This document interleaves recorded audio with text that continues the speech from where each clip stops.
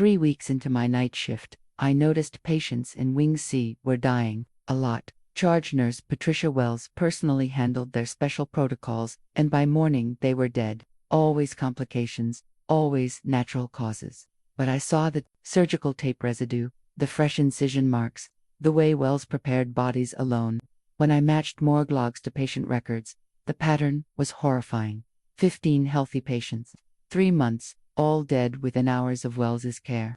Then, I followed her one night to the basement morgue. What I witnessed through that keyhole destroyed everything I believed about healing. Wells wasn't just letting patients die, she was harvesting their organs while they were still alive. The screams I heard from behind those steel doors will haunt me forever. She had buyers lined up, a whole network of corrupt medical staff, and a list of future victims already marked for treatment. I had 2 choices: stay silent and become complicit, or expose a conspiracy that reached the highest levels of hospital administration. Let me start from the beginning. My name is Jenny Walsh, and I was 28 when I started working night shifts at Riverside County Hospital, fresh out of nursing school, with my fair complexion still showing the exhaustion of late-night study sessions. I was eager to prove myself in my first real nursing position. The hospital was a sprawling complex of beige brick buildings connected by endless corridors that always seemed to smell of disinfectant and something else I couldn't quite identify. The night shift paid better, and I needed every extra dollar to pay off my student loans. Plus, I'd always been a night owl, so staying awake during the graveyard hours seemed manageable. Charge nurse Patricia Wells was in her early 50s, with graying blonde hair that she kept in a perfect bun, and cold blue eyes that missed nothing. She had the kind of commanding presence that made other nurses straighten their posture when she walked by. During my orientation, she laid out the hospital's protocols with military precision. Riverside County serves a difficult population, Wells explained as we walked through Wing C on my first night. Her voice carried the authority of someone who'd been running night shifts for over a decade. Homeless individuals, drug addicts, people without insurance or family support, it requires special attention. The wing was quieter than the main hospital, with longer hallways and fewer staff members. Most of the rooms housed patients who seemed to be sleeping deeply, their breathing slow and regular under the dim lighting. These patients often have complex medical histories, Wells continued, her pale hands gesturing toward the occupied rooms: addiction, mental health issues, previous overdoses. Their conditions can deteriorate rapidly, so we maintain strict protocols for their care. I nodded, taking notes on my clipboard as we passed each room. The patients I glimpsed looked young, most appearing to be in their 20s or 30s. Several had the telltale signs of hard-living thin faces, track marks on their arms, the kind of exhaustion that goes deeper than just needing sleep. The most important thing to remember, Wells said, stopping outside room 312, is that I personally handle all special treatment protocols for Wing C patients. If you notice any changes in their condition, you report to me immediately. Don't attempt any interventions on your own. Something about her emphasis on personal control struck me as unusual. In nursing school, we'd been trained to work as teams, with multiple professionals contributing to patient care. But Wells seemed to be creating a system where she was the sole decision-maker for an entire wing.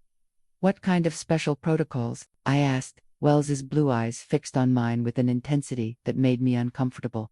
Pain management, primarily. These patients often require higher doses of medication due to their addiction histories. The protocols ensure they receive appropriate care while maintaining security. As we completed the tour, I noticed other details that seemed odd.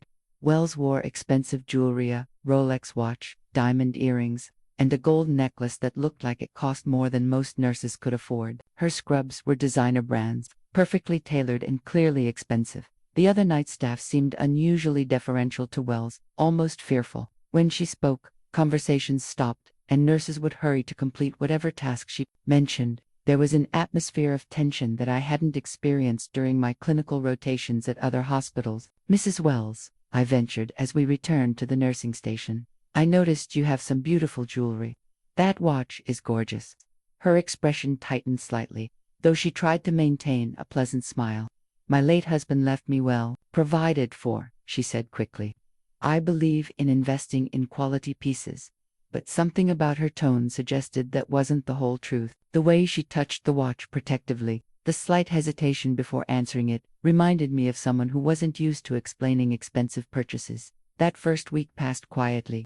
I handled routine medication, distribution, vital sign checks, and basic patient care under Wells's watchful supervision. The patients in Wing C were indeed challenging. Many were dealing with withdrawal symptoms, mental health crises, or medical complications from years of substance abuse. But, by my third week, I began noticing patterns that didn't make sense. Patients would arrive conscious, able to speak with family members, scared but hopeful about their treatment. Then Wells would implement her special protocols, and by morning, those same patients would be dead. The official causes of death were always medical complications, heart failure, respiratory distress, organ dysfunction related to their existing conditions. But the timing was what bothered me. 15 patients in 3 months, all dying within hours of Wells's personal intervention. That's when I started paying closer attention to details that everyone else seemed to ignore. The first thing that caught my attention was the surgical tape. I was helping prepare Mr. Rodriguez's body for transport to the morgue when I noticed adhesive residue on his abdomen, the kind left behind by medical tape used to secure surgical dressings. But according to his chart, Mr. Rodriguez hadn't undergone any surgical procedures during his stay. He'd been admitted 2 days earlier with complications from diabetes and drug withdrawal. 42 years old, homeless for the past year, but alert and talking about getting clean when his sister visited yesterday afternoon. Wells had administered her special protocol around 2 a.m., and by 6 a.m., he was dead from what the death certificate listed as diabetic ketoacidosis. But diabetic ketoacidosis doesn't typically require surgical intervention, and it certainly doesn't leave tape residue in a pattern that suggested something had been placed over an incision site. I carefully photographed the residue with my phone, then checked the medical supply logs. No surgical tape had been officially used for Mr. Rodriguez's care. In fact, when I cross-referenced the logs with other recent deaths in Wing C, I found a disturbing pattern. Surgical supplies were being used without being documented. Jenny, Wells's voice behind me was sharp with disapproval. "What are you doing?" I turned to find her standing in the doorway, her cold blue eyes fixed on my phone. Her graying blonde hair was perfectly styled despite the long night shift, and her expensive scrubs looked as crisp as they had 12 hours earlier. "I noticed some adhesive residue on Mr. Rodriguez," I said, trying to keep my voice casual. I wanted to document it in case there were questions about his care. Wells moved closer, her pale hands reaching for my phone. "That's not necessary. Adhesive residue can occur from routine monitoring equipment. I'll handle the documentation." But I'd already seen her delete photos from other nurses' phones when they'd documented irregularities in patient care. I quickly sent the image to my personal email before handing over the device. "Of course," I said, "I just want to make sure we're thorough." Wells's expression softened, but her eyes remained cold. "Thoroughness is admirable, Jenny. But excessive documentation can create unnecessary complications for families who are already grieving. Sometimes the kindest thing we can do is process these cases efficiently." After Wells left, I found myself thinking about her choice of words. Process these cases. Not care for these patients or help these families, language that suggested bureaucratic efficiency, rather than medical compassion. That's when I decided to start keeping my own records. Over the next week, I began documenting everything I observed in Wing C. The pattern that emerged was chilling. Wells personally selected which patients received her special protocols, always choosing individuals who fit a specific profile: young to middle-aged, relatively healthy despite their addiction histories, and most importantly, people with minimal family connections. She had a way of identifying patients whose deaths would generate the least scrutiny: homeless individuals, people estranged from their families, addicts whose relatives had already given up hope. These were people society had written off, making them perfect victims for whatever Wells was doing. I also started noticing her late-night activities. Wells would often remain in the hospital well past her shift, claiming she needed to complete paperwork or handle administrative tasks. But security guard Marcus Freeman, a stocky man with weathered features and graying brown hair, mentioned that he'd seen Wells in the basement morgue area during these extended hours. "She says she's conducting quality reviews," Marcus told me during one of our conversations at the coffee station. His voice carried the wariness of someone who'd seen too much during his 20 years of hospital security work. "But it's unusual for a charged nurse to spend so much time with BOFTIS after they've been pronounced dead." Marcus was one of the few staff members who seemed willing to question Wells's activities. His fair complexion showed the exhaustion of someone working double shifts to support his family, but his eyes remained sharp and observant. "Have you ever checked what she's doing down there?" I asked. Marcus's expression became cautious. "That's above my pay grade, but I've been documenting when she's in the building outside her scheduled hours, just in case there are ever questions about security protocols." The fact that Marcus was already keeping records suggested I wasn't the only one who'd noticed irregularities in Wells's behavior, but his reluctance to investigate further showed how effectively Wells had created an atmosphere where questioning her authority felt dangerous. That night, I decided to conduct my own investigation. I waited until Wells had finished her shift and supposedly left the building, then used my access card to explore areas of the hospital I'd never visited. The basement morgue was located in the oldest part of the building, accessed through a maze of corridors lined with outdated medical equipment and forgotten storage rooms. The fluorescent lighting was intermittent, creating pockets of shadow that made the journey feel like walking through a horror movie. When I reached the morgue area, I could hear voices coming from behind the heavy steel doors. One was definitely Wells's crisp, authoritative tone. The other was male, nervous, with the kind of educated accent that suggested medical training. I pressed my ear to the door, trying to make out their conversation. What I heard made my blood run cold. The harvesting schedule needs to be accelerated. Buyers are getting impatient.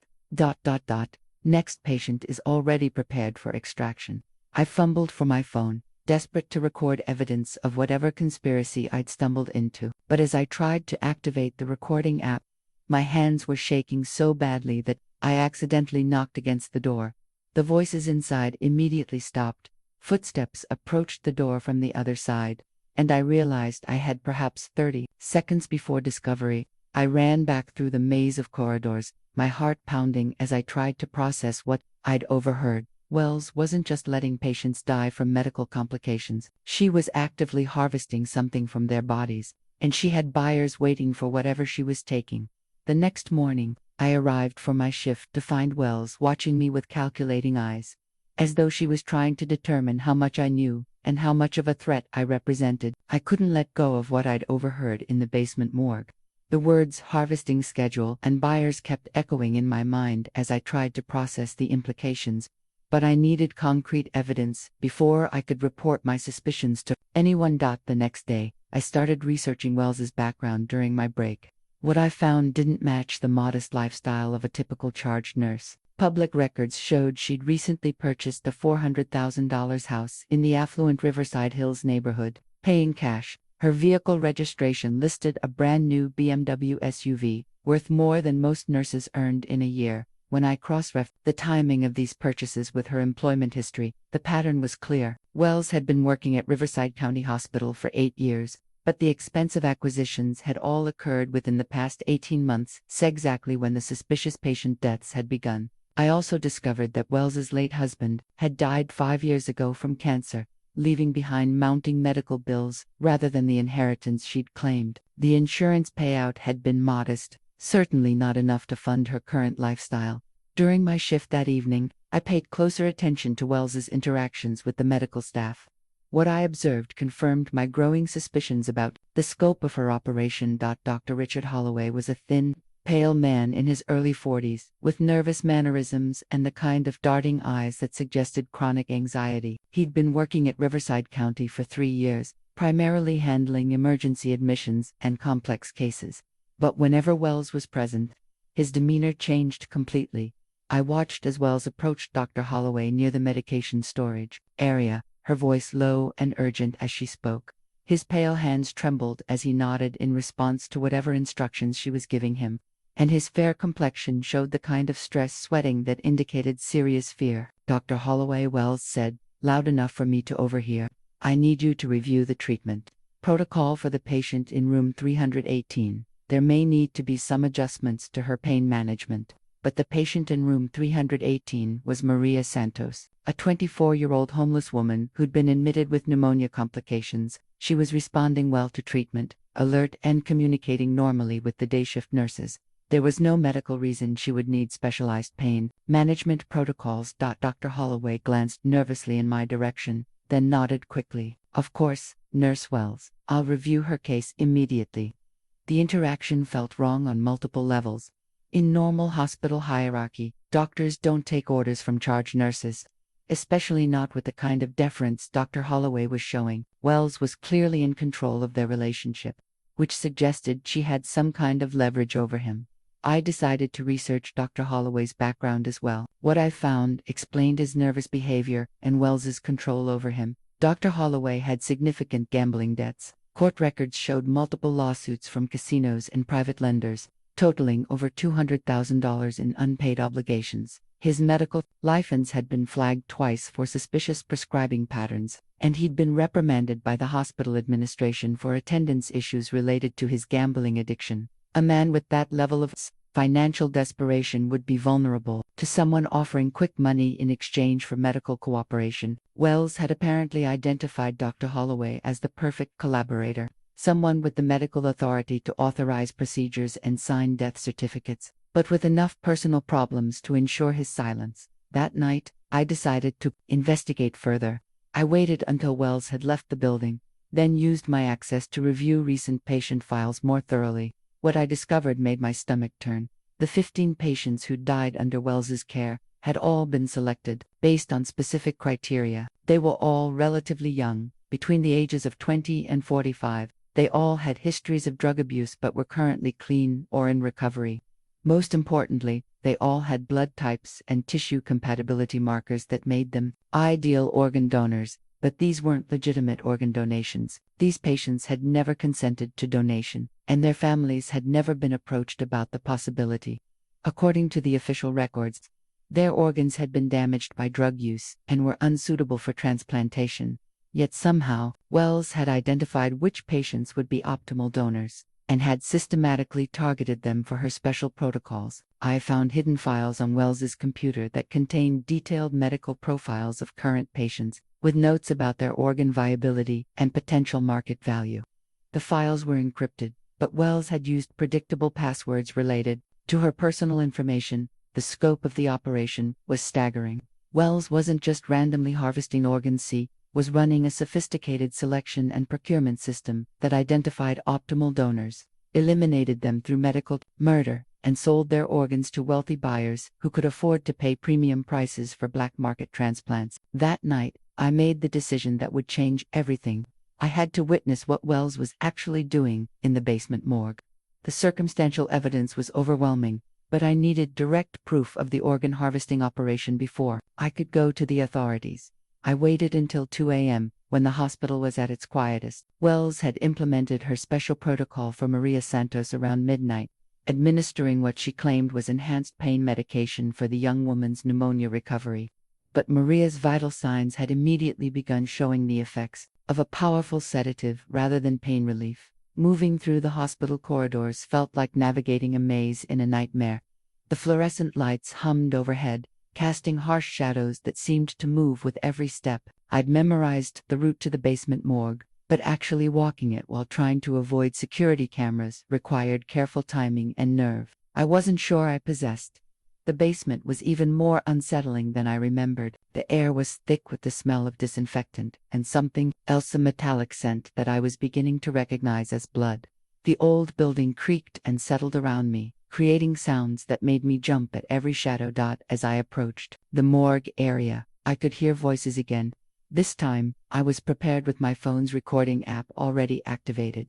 I needed to capture evidence of what Wells and Dr. Holloway were planning to do to Maria Santos. Patient is optimal for harvest. Wells's voice was clinical and businesslike. Young, healthy organs, compatible blood type. The buyers have been waiting for this quality. What about the new nurse? Dr. Holloway's nervous voice carried clearly through the steel doors. Jenny Walsh. She's been asking questions, taking photos. I think she suspects something. My blood turned to ice. They knew I was investigating them. Jenny is a problem that can be solved, Wells replied with chilling calm. New nurses sometimes have accidents during night shifts, fall downstairs, medication errors, exposure to dangerous chemicals. Very tragic, but these things happen. I pressed closer to the door. trying to capture every word while fighting the terror that was threatening to overwhelm me. They were planning to kill me to protect their operation. When do we proceed with the Santos harvest? Dr. Holloway asked. The sedation will peak in another 30 minutes, Wells answered. We'll transport her to the surgical suite then. The buyers are expecting delivery by morning, so we need to work efficiently. Through a small window in the door, I could see into the room.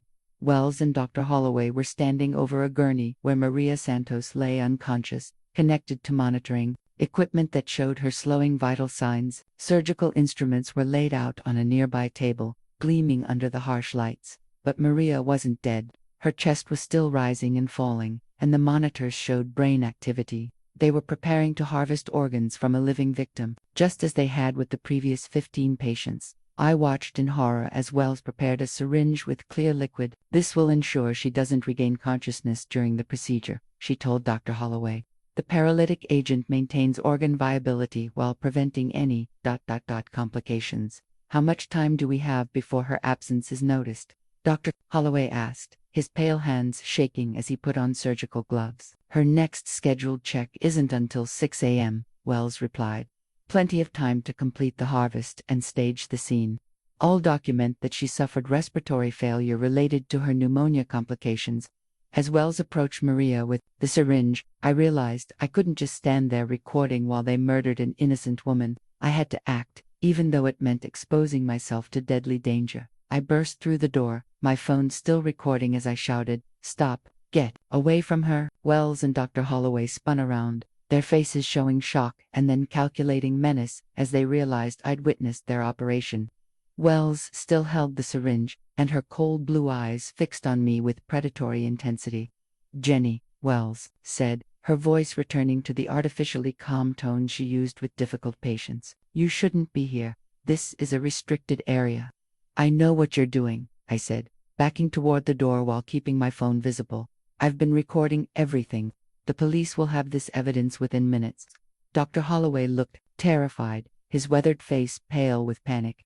"Patricia, she knows everything. We have to handle this carefully," Wells interrupted, moving slowly toward me while still holding the syringe. "Jenny, you don't understand the situation.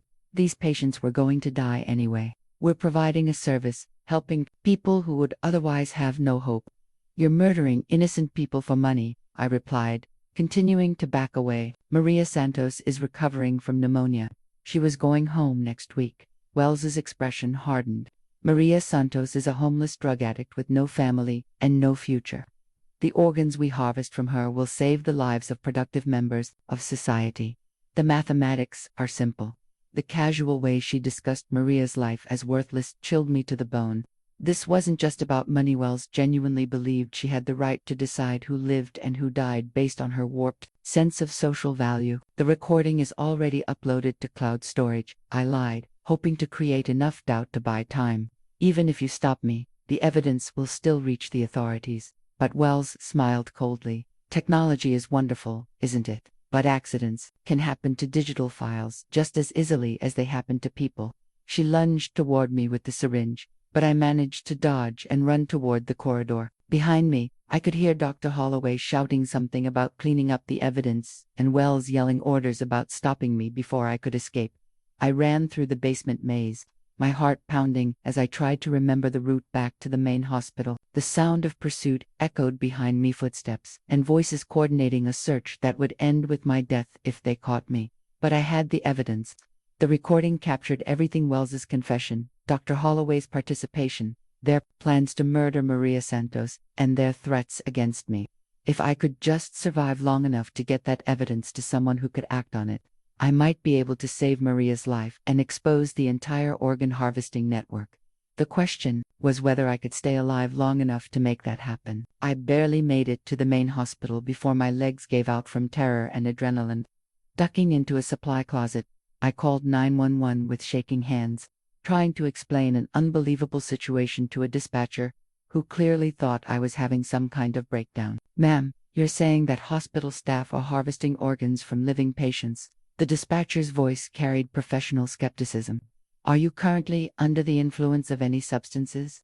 "No, I'm a registered nurse," I said desperately. "I have recordings. I witnessed them preparing to murder a patient named Maria Santos. Please, you have to send someone immediately. We'll dispatch units to investigate, the dispatcher said. Please remain on the line and stay in a safe location. But even as I spoke, I could hear Wells's voice over the hospital intercom system. Security alert. Unauthorized personnel in restricted areas. All staff, please report any suspicious individuals immediately. She was mobilizing the entire hospital to hunt for me, and I had no way of knowing which staff members might be part of her network. For all I knew, security guards, administrators, even other nurses could be involved in the organ harvesting operation. 20 minutes later, 2 police officers arrived at the hospital. I met them in the main lobby, my fair complexion pale with exhaustion and fear as I tried to explain what I'd witnessed. Detective Sarah Chen was a sharp-eyed woman in her 30s with the kind of analytical mind that I hoped would understand the evidence I'd gathered. Ms. Walsh, Detective Chen said after reviewing my phone recordings, these are serious allegations, but what you're describing sounds like something from a horror movie, not a legitimate hospital. I know how it sounds, I replied, but the evidence is all there. The patient profiles, the financial records, the scheduling system. Wells has been systematically targeting vulnerable patients for months. The second officer, Detective Mike Rivera, was more skeptical. His weathered face showed the cynicism of someone who'd dealt with too many false accusations. Patricia Wells has been a respected member of this hospital's staff for 8 years. These recordings could be taken out of context. What about Maria Santos? I asked desperately. She's in the basement morgue right now, sedated and prepped for organ harvest. If you check on her immediately, you'll find her unconscious from drugs that aren't in her medical chart. Detective Chen exchanged glances with her partner. We'll need to verify her current status and location. But when we reached Wing C, Maria Santos's room was empty. Her bed had been stripped, and according to the nursing station records, she had been transferred to another facility for specialized treatment at 3 a.m.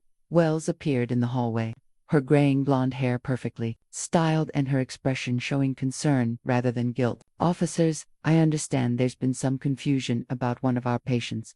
Where is Maria Santos? Detective Chen asked directly.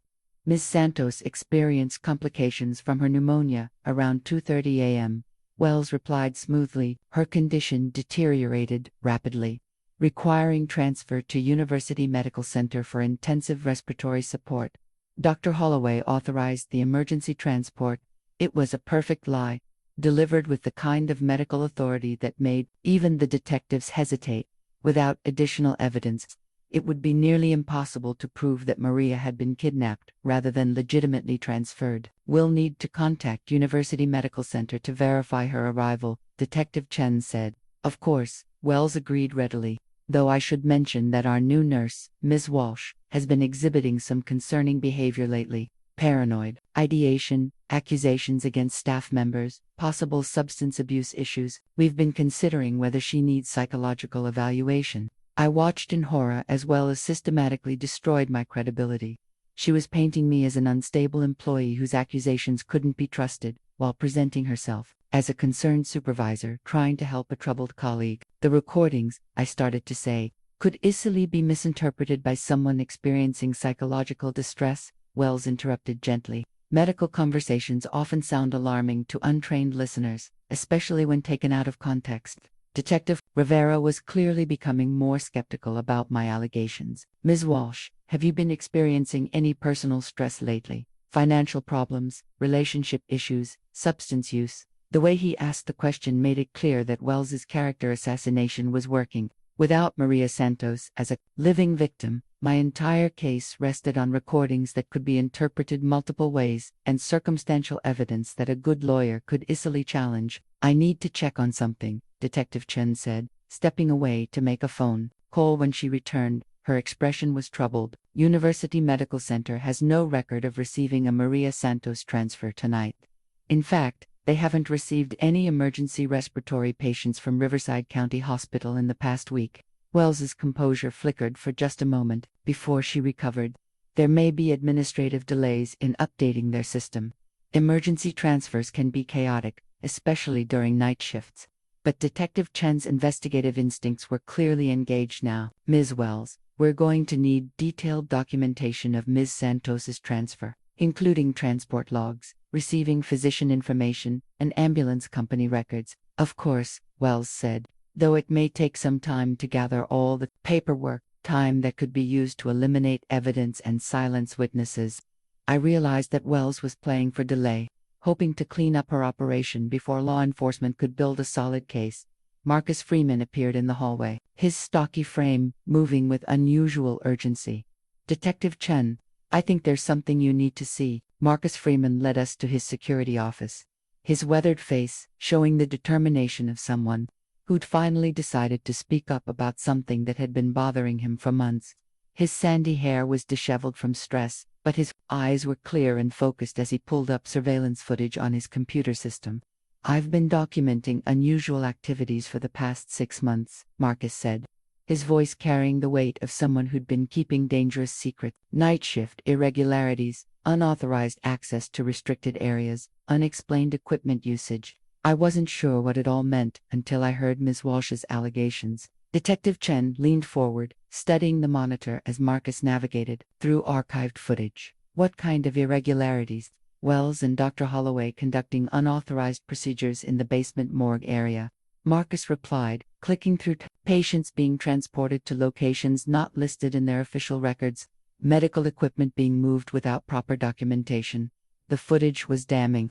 We watched as Wells and Dr. Holloway wheeled unconscious patients through corridors that led to the old surgical suites in the basement areas that were supposedly closed for renovation, but clearly being used for clandestine operations. This is from 3 weeks ago, Marcus said, pointing to a timestamp showing Wells directing what appeared to be organ removal from a patient who was still connected to life support equipment. The official death certificate says this patient died from heart failure in his regular room, but the footage shows him being operated on while alive. Wells, who had been watching the evidence unfold, finally spoke up. Marcus, you're misinterpreting routine medical procedures. What you're seeing is standard postmortem examination protocols. But Detective Chen had seen enough forensic evidence to recognize live surgery versus autopsy procedures. Ms. Wells, the patient in this footage is clearly breathing. His chest is rising and falling, and the monitors show active brain function. Equipment malfunctions can create misleading readings, Wells replied, but her voice was losing its confident authority. Marcus pulled up additional footage showing financial transactions. I also documented cash payments being made to Wells and Dr. Holloway by individuals who never appeared in any hospital records. Large amounts of money, always after these unauthorized procedures. The evidence was overwhelming. Detective Chen turned to Detective Rivera with an expression that showed she'd moved from skepticism to full investigation mode. We need to issue immediate warrants for Wells and Dr. Holloway, and we need to locate Maria Santos before it's too late. But as Detective Chen reached for her radio, Wells made a desperate decision. You don't understand what you're interfering with, she said, her cold blue eyes showing genuine menace for the first time. This operation provides organs to people who would otherwise die waiting for donors. We're saving lives by murdering other people, I said, my voice stronger now that the evidence was supporting my allegations. By repurposing resources that would otherwise be wasted, Wells corrected with chilling clinical detachment. These patients are homeless addicts, people without families or futures. The organs we harvest save productive members of society, doctors, teachers, parents with children. Detective Chen stared at Wells with disgust. You're talking about selecting who lives and who dies based on your personal judgment of their social value. I'm talking about medical triage, Wells replied. Resources are limited. Organs are scarce. Someone has to make decisions about allocation. Dr. Holloway, who had been silent throughout the confrontation, finally spoke up. His pale face was streaming with sweat, and his hands shook as he realized the scope of legal trouble he was facing. Patricia, we need to stop, he said desperately. This has gone too far. These officers have evidence. We need to cooperate and try to minimize the damage. Wells turned on him with fury. Richard, you pathetic fool. You took the money gladly. Enough when your gambling debts were crushing you. Now you want to act like you have moral qualms. I never wanted to hurt anyone, Dr. Holloway protested. You said the patients were brain dead, that we were just accelerating the inevitable. You knew exactly what we were doing, Wells snapped. You performed the procedures. You signed the false death certificates. You're as guilty as I am, Detective. Chen moved to place Wells under arrest, but as she reached for her handcuffs, Wells grabbed a scalpel from a nearby medical cart. The blade glinted under the fluorescent lights as she held it defensively. "You're not taking me anywhere," Wells said, backing toward the exit. "This operation is bigger than just this hospital. There are clients, suppliers, medical professionals throughout the region. Arresting me won't stop anything." "Put down the weapon, Ms. Wells," Detective Rivera commanded, drawing his sidearm. "Don't make this situation worse than it already is." But Wells was beyond rational calculation now. Her carefully constructed facade of medical professionalism had completely collapsed, revealing the predator underneath. "Maria Santos is probably already being prepped for surgery at our secondary facility. Even if you find her, you'll never be able to prove she wasn't legitimately transferred for medical treatment." "Where is the secondary facility?" Detective Chen demanded. Wells smiled coldly. "That information died with your investigation."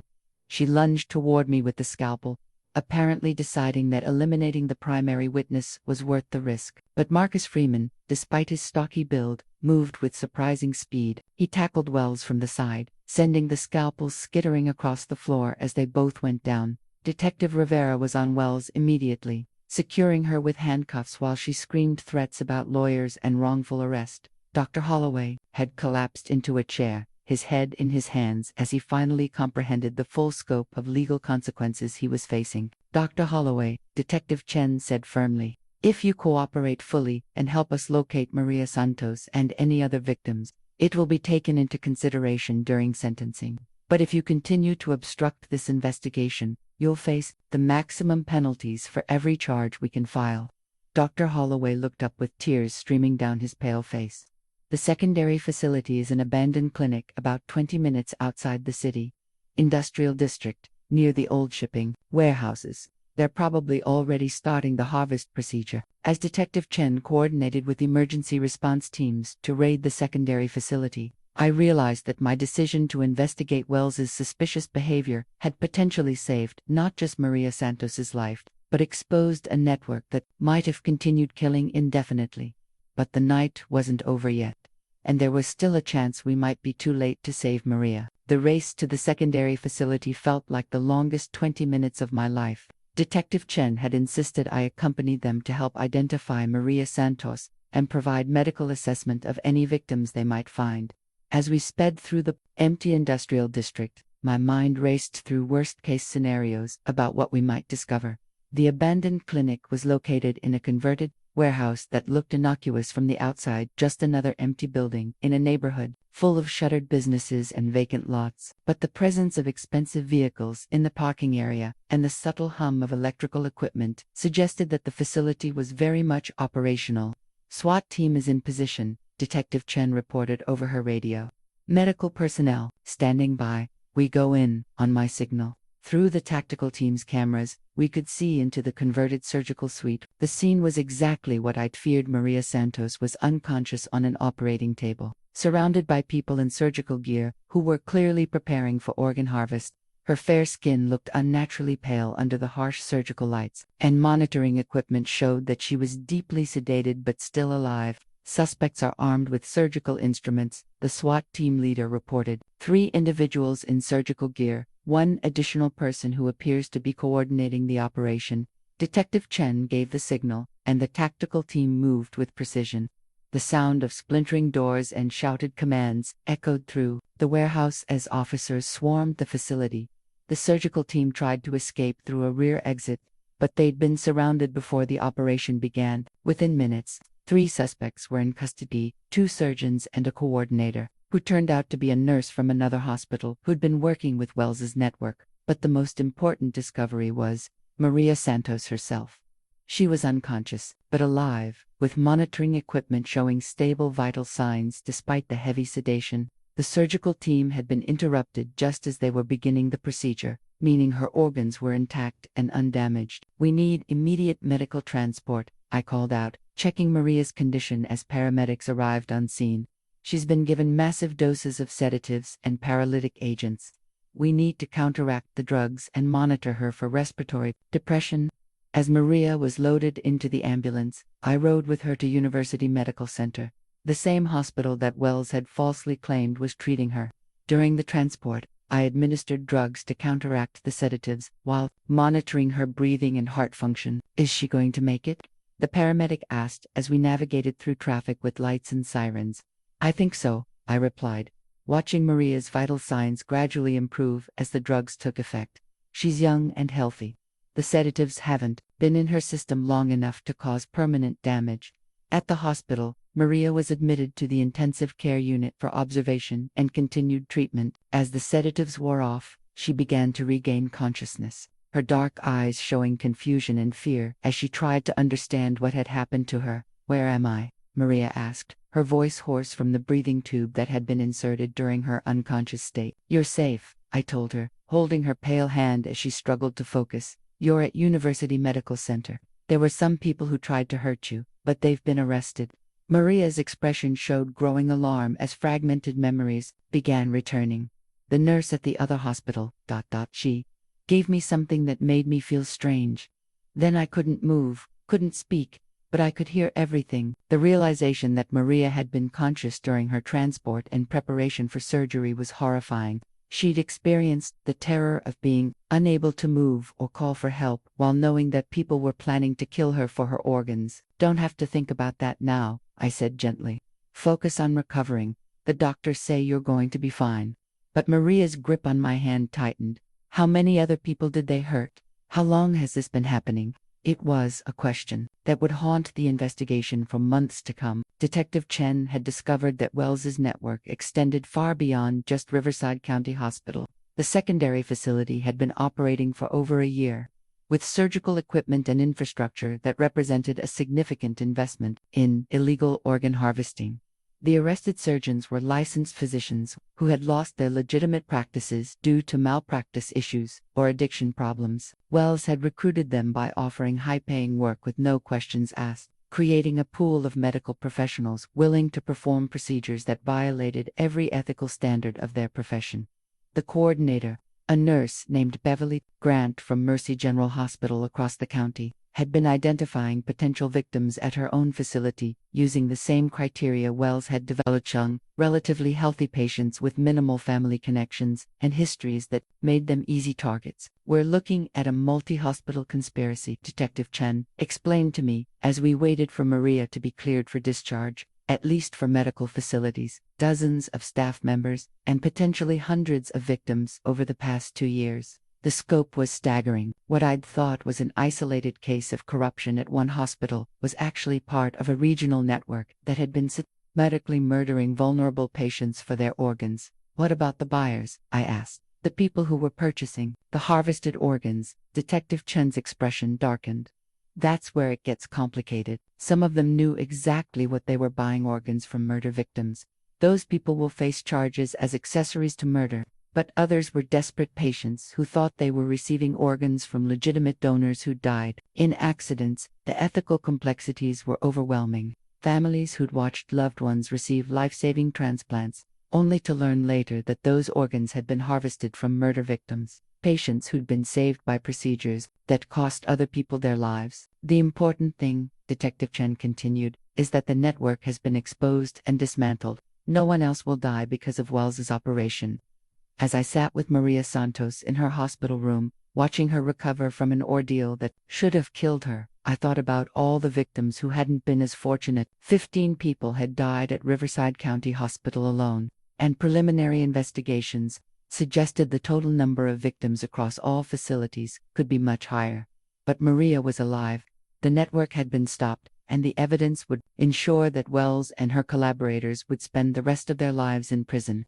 Sometimes, speaking up about something that seems wrong can literally mean the difference between life and death for innocent people. The trial began 6 months later, and I found myself as the key witness in a case that had captured national attention.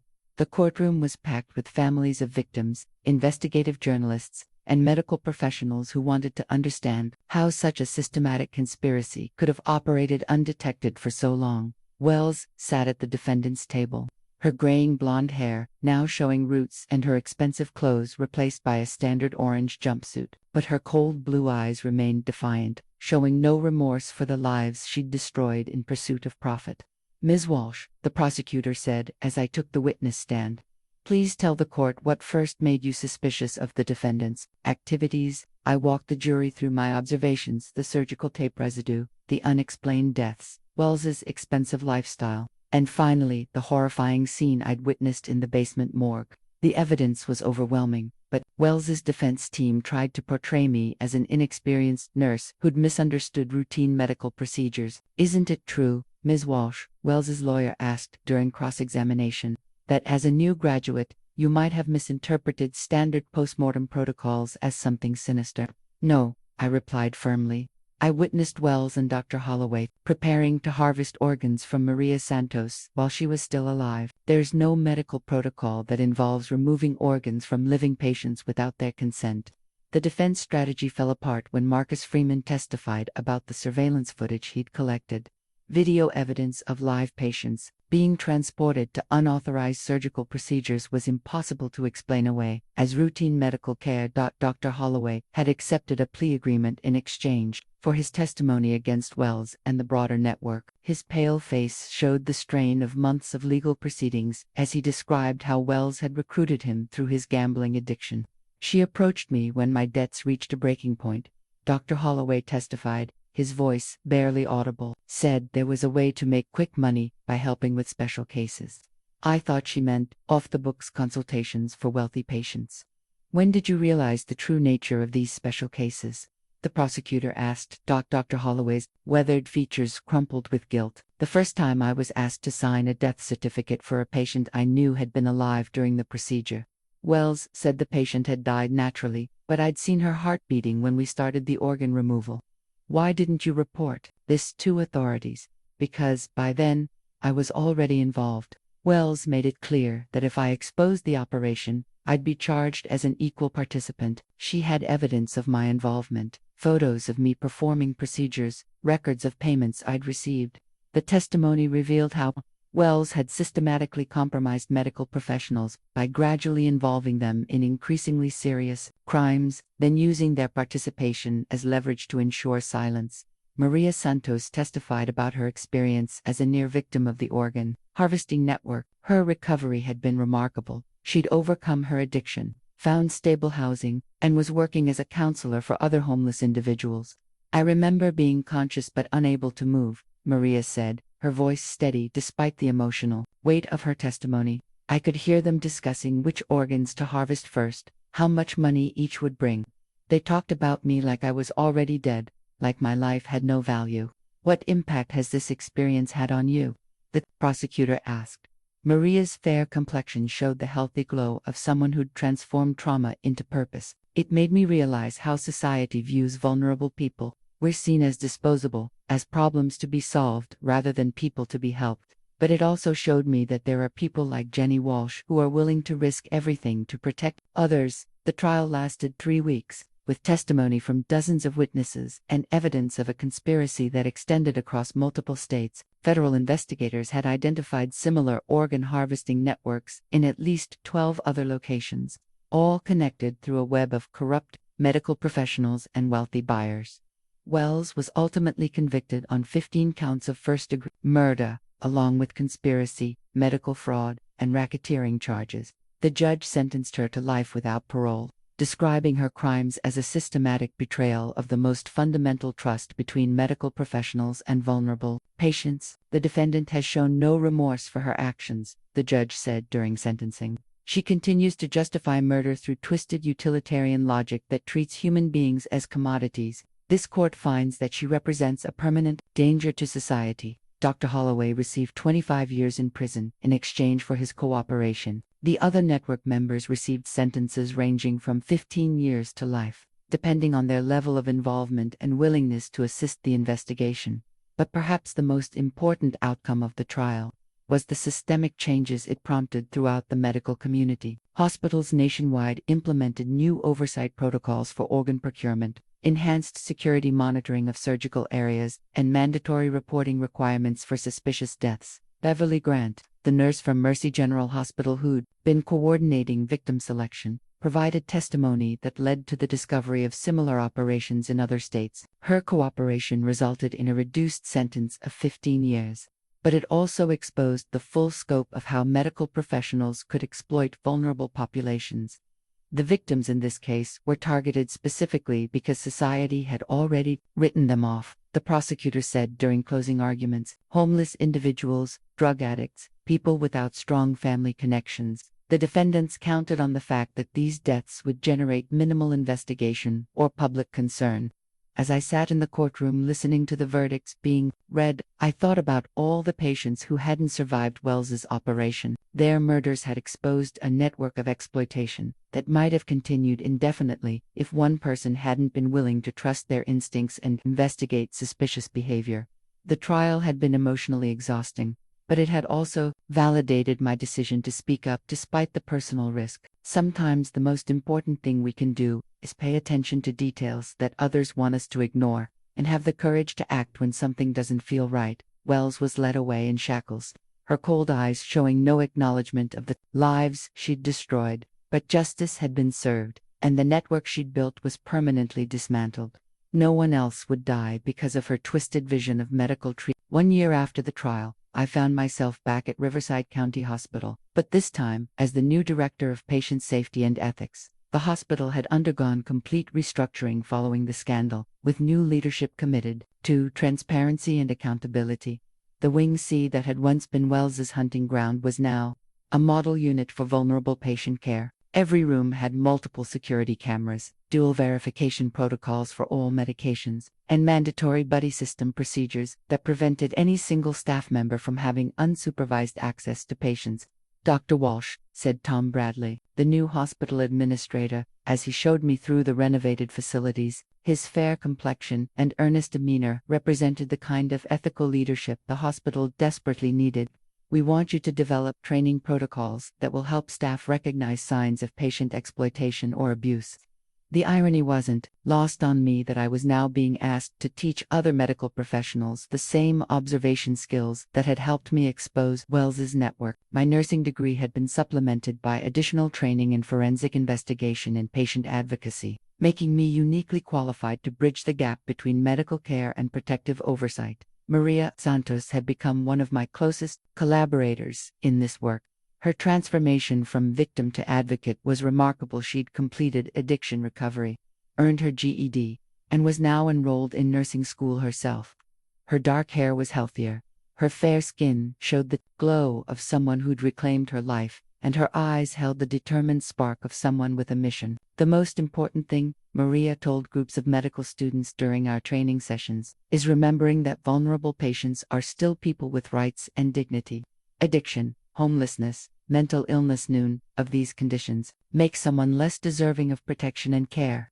We'd established a patient advocacy program that assigned trained volunteers to monitor the care of at-risk individuals. These advocates had access to medical records, the right to observe procedures, and direct communication channels to report concerns to hospital administration and external oversight agencies. Detective Chen had been promoted to head a new federal task force investigating medical exploitation networks nationwide. Her sharp analytical skills and dedication to justice had made her the perfect choice to coordinate efforts across multiple jurisdictions. We've identified at least 47 similar operations across 12 states, Detective Chen told me during one of our regular briefings. Your case opened the door to investigations that have saved hundreds of lives and exposed corruption throughout the medical industry. The scope of the problem had been staggering. Wells's network wasn't unique, it was part of a systematic pattern of exploitation that targeted society's most vulnerable members: homeless individuals, drug addicts,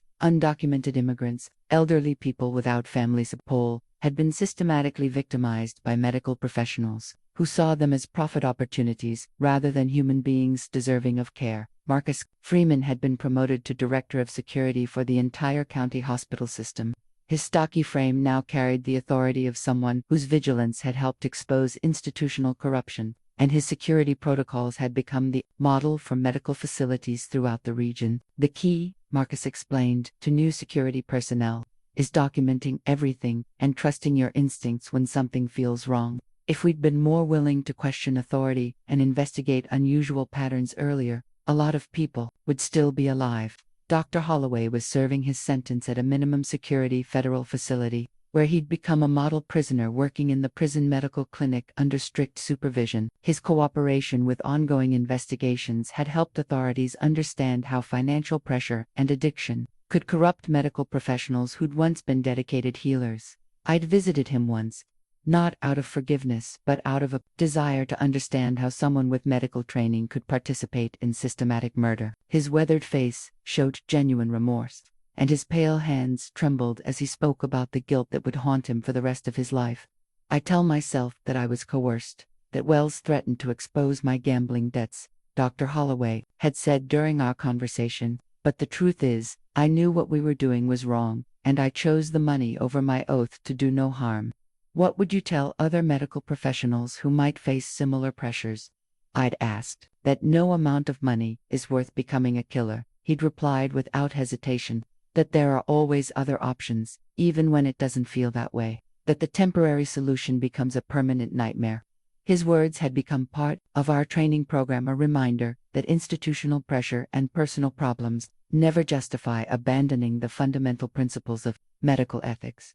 The memorial garden we'd established outside the hospital honored the victims of Wells's network while serving as a place of reflection for staff members who needed to remember why their work mattered. White roses bloomed around granite markers bearing the names of all known victims, and families visited regularly to find peace in a place that acknowledged their loved ones' worth and dignity.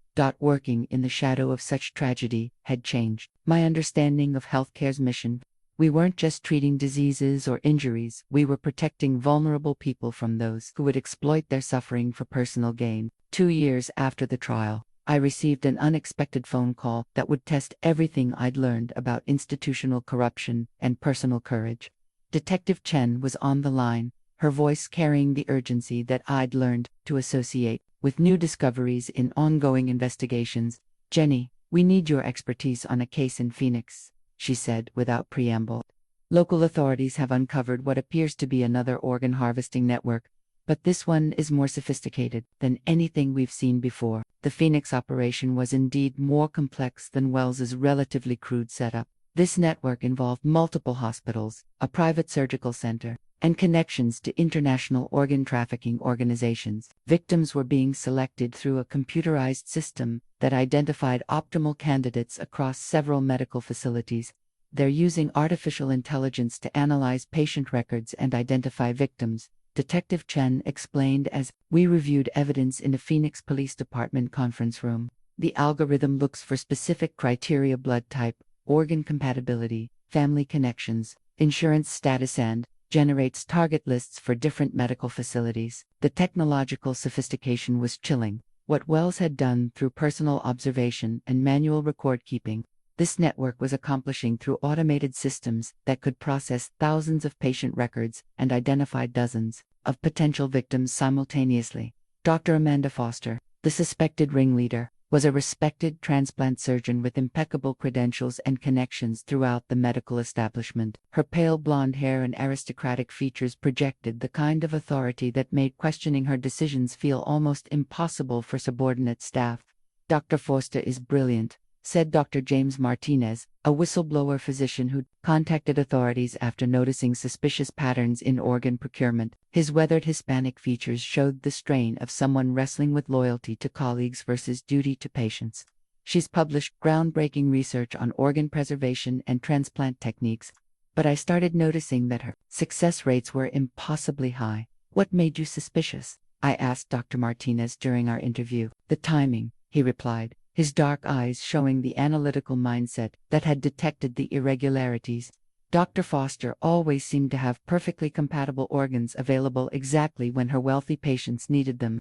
The waiting times were too short, the matches were too perfect, and the donor families were never available for follow-up contact. Dr. Martinez's observations reminded me of my own initial suspicions about Wells' small details that didn't quite fit the official explanations, patterns that became disturbing when viewed collectively. The difference was that this Phoenix network had been operating for over 5 years and had access to resources that made Wells's operation look amateur by comparison. "We estimate they've killed at least 200 people," Detective Chen said grimly, The computer records show victim selections going back to when the system was first implemented, but the sophistication of their cover-up operations makes proving individual cases extremely difficult. The victims followed the same profile, that Wells had targeted vulnerable individuals whose deaths would generate minimal investigation, but the Phoenix network had expanded their criteria to include elderly patients without family support, undocumented immigrants, and even some middle-class patients whose medical conditions made them desperate enough to accept questionable treatment options. They're not just murdering people for their organs, I realized as I reviewed the case files. They're also selling fake organs to patients who think they're getting legitimate transplants. Some victims were wealthy individuals who'd paid premium prices for organs that were supposedly from healthy accident victims, only to receive diseased organs from murdered addicts. The network was essentially running a double for vulnerable people for their organs while cheating desperate patients who thought they were receiving quality transplants. The psychological profiles suggest Dr. Foster genuinely believes she's optimizing organ allocation, said FBI profiler Sarah Kim, a sharp-eyed Asian American woman who'd been studying medical exploitation cases. She sees herself as correcting inefficiencies in the legitimate transplant system. Just like Wells, I observed. These people convince themselves they're providing a public service by deciding who lives and who dies. The investigation required careful coordination between multiple agencies and jurisdictions. Unlike Wells's relatively isolated operation, the Phoenix network had connections to organ trafficking organizations in Mexico, legitimate medical facilities in 3 states, and corrupt officials who'd been protecting the operation in exchange for financial considerations. We need someone to go undercover, Detective Chen said during one of our strategy meetings, someone with medical credentials who can get close enough to Dr. Foster to document the selection process and witness the actual procedures. The room fell silent as everyone realized she was looking at me. My experience with Wells's network, combined with my medical training and law enforcement cooperation, made me the logical choice for an undercover assignment that could expose the Phoenix operation. It's dangerous, Detective Chen continued. If Dr. Foster's network is as sophisticated as we believe, they'll have security measures and elimination protocols that make Wells's operation look primitive. You could end up as one of their victims. But I thought about the 200 people who'd already died, and the hundreds more who would be killed if the network continued operating. Maria Santos had survived Wells's operation because someone had been willing to take risks to protect vulnerable patients. Now, other people needed the same kind of protection. What would my cover identity be? I asked. Detective Chen smiled grimly. Dr. Jennifer Walsh, newly licensed physician looking for opportunities in transplant surgery. Dr. Foster's network is always recruiting medical professionals who are willing to work outside traditional ethical constraints. How do we know they'll be interested in recruiting me? Because, Detective Chen said, we're going to make it look like you've been caught falsifying medical records for financial gain. Dr. Foster specifically targets medical professionals who've been compromised in some way, people who need money and can't afford to be too ethical about how they earn it. The plan was risky, but it offered the best chance of gathering evidence that could shut down a network responsible for hundreds of murders. I would be walking into a situation where discovery could mean death, but staying silent would guarantee that the killing would continue. When do we start? I asked. 3 months into the undercover operation, I was deeper inside Dr. Foster's network than any law enforcement officer had ever penetrated.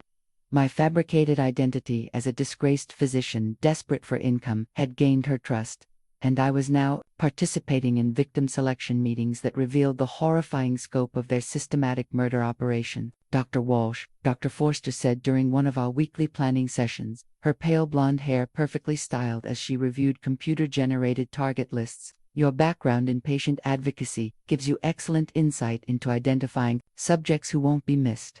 The twisted irony of using my victim protection experience to help select murder targets was almost unbearable. But the evidence I was gathering through hidden recording devices would ultimately save far more lives than any individual intervention could accomplish. Dr. Foster's operation was structured like a legitimate medical research project, complete with peer review processes and quality control measures. But instead of developing treatments to save lives, they were perfecting techniques for selecting and eliminating victims while maximizing organ procurement efficiency. The algorithm has identified 12 optimal candidates this month, said Dr. Robert Chen, the network's data analyst, whose fair complexion and nervous demeanor reminded me uncomfortably of Dr. Holloway. All are young adults with excellent organ viability and minimal family connections. I studied the target list on my tablet, my heart breaking as I saw photos and medical records of people who had no idea they'd been marked for death. Among them was David Rodriguez, a 26-year-old construction worker recovering from a workplace injury, and Lisa Thompson, a 32-year-old teacher struggling with depression following her divorce. "What's the timeline for procurement?" Dr. Foster asked with clinical detachment. "Rodriguez is scheduled for harvest tomorrow night," Dr. Chen replied, consulting his electronic calendar. "Thompson the following week. We have buyers lined up for both cases, high-priority clients who've been waiting for compatible organs." The casual way they discussed murder was chilling, but I forced myself to maintain my cover identity's enthusiasm for the operation. "What kind of return are we looking at for these cases?" "Rodriguez should generate about $400,000 in total organ sales," Dr. Foster replied. "Young, healthy male with excellent tissue compatibility. Thompson's organs are projected at $320,000. Though her depression medications might affect liver viability, they were calculating the monetary value of human beings like livestock prices, reducing complex individuals with families, dreams, and futures to nothing more than commodity values based on organ marketability. "I'd like to observe the Rodriguez procedure," I said, knowing that witnessing an actual murder would provide the most compelling evidence for prosecution. "For educational purposes." Dr. Foster studied me with calculating eyes. Her aristocratic features showed the kind of analytical thinking that evaluated every request for potential risk versus benefit to the operation. "You understand that observation carries certain obligations," she said carefully. "Once you've witnessed our procedures, you become fully committed to the network's success and security." The threat was unmistakable. Witnessing the murder would make me a full participant in the conspiracy, subject to elimination if I ever posed a threat to the operation's security. "I understand," I replied, trying to project the kind of desperate greed that my cover identity was supposed to represent. "I'm ready for full integration into the network." That evening, I met with Detective Chen and the FBI task force to coordinate the arrest operation that would coincide with the attempted murder of David Rodriguez. The plan required split-second timing too early, and we'd lack evidence of attempted murder too late, and an innocent man would die. "The recording devices have captured enough evidence to convict the entire leadership structure," Detective Chen assured me. Dr. Foster's own words describing victim selection, financial arrangements, and elimination procedures will be impossible for any defense attorney to explain away.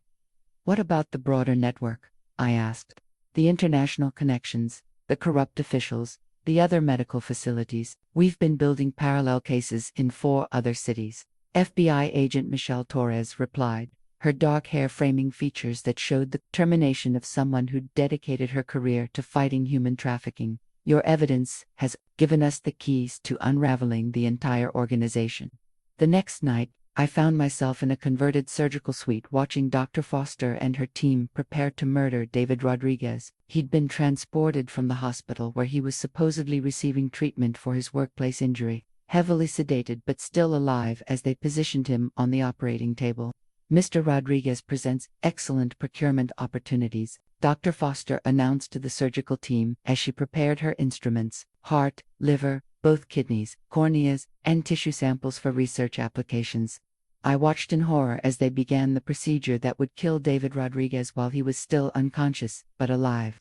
My hidden cameras were recording everything, but I had to stand there acting interested while witnessing the deliberate murder of an innocent man.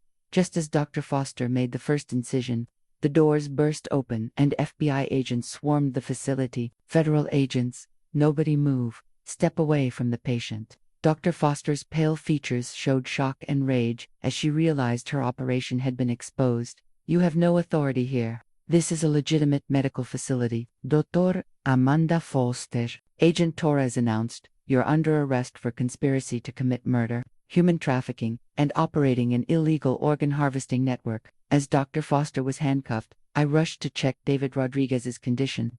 The incision was superficial, and his vital signs remained stable. The timing had been perfect. We'd gathered evidence of attempted murder without allowing the actual killing to occur. "Dr. Walsh, Dr. Foster said as she was led away in custody, her cold eyes showing the same lack of remorse I'd seen in Wells. You have no idea what you've destroyed. This network provided organs to hundreds of people who would have died waiting for legitimate donors. By murdering hundreds of other people, I replied. People whose lives mattered just as much as your wealthy clients. But Dr. Foster was beyond rational moral reasoning. Like Wells, she'd convinced herself that systematic murder was justified by utilitarian calculations that reduced human beings to commodity values.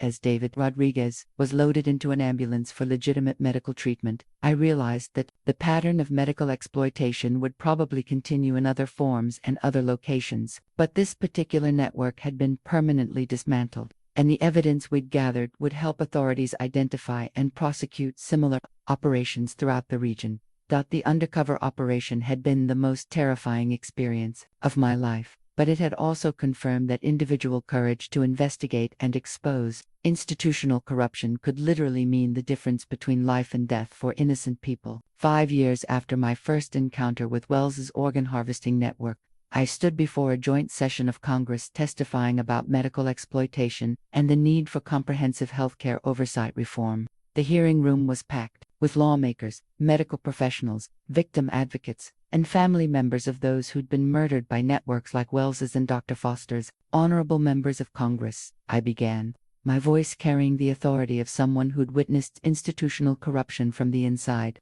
The cases I've investigated represent a systematic failure of oversight that has cost hundreds of lives and betrayed the fundamental trust between medical professionals and vulnerable patients. Senator Patricia Williams, the committee chairwoman whose silver hair and sharp eyes showed decades of legislative experience, leaned forward with interest. Dr. Walsh, in your expert opinion, how widespread is this problem throughout our healthcare system? Based on federal investigations over the past 5 years, we've identified active organ trafficking networks in over 30 states, I replied. Conservative estimates suggest that at least 2,000 victims have been murdered for their organs since 2018, with many more cases likely remaining undiscovered. The statistics were staggering, but they represented only the documented cases. Where enough evidence existed to pursue prosecution, the actual number of victims was probably much higher, hidden within medical systems that discouraged questioning authority and prioritized efficiency over patient protection.